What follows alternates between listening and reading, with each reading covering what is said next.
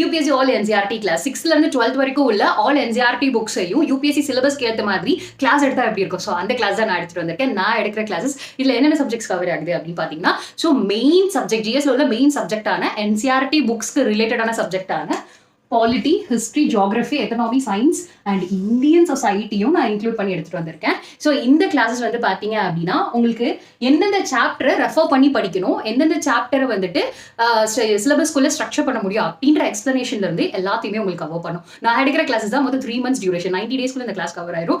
Each subject, அதாவது பாலிட்டிக்கு வந்து 15 கிளாஸ் அண்ட் ஹிஸ்ட்ரிக்கு வந்து 30+ கிளாஸ், ஜியோகிரஃபிக்கு 15 கிளாஸ் அண்ட் எக்கனாமிக்கு 15+ கிளாஸ், சயின்ஸ்க்கு வந்து ஒரு 15+ கிளாஸ், இந்தியன் சொசைட்டிக்கு ஒரு 2 to 3 கிளாஸஸ் வந்து எடுத்துட்டு வந்திருக்கேன். So totally around 90 classes. ஓகேங்களா? ஸோ இதில் வந்து நோட்ஸும் உங்களுக்கு நான் கொடுத்துருவேன், some hand written notes, some PDF வந்து நான் ப்ரொவைட் பண்ணிடுவேன்.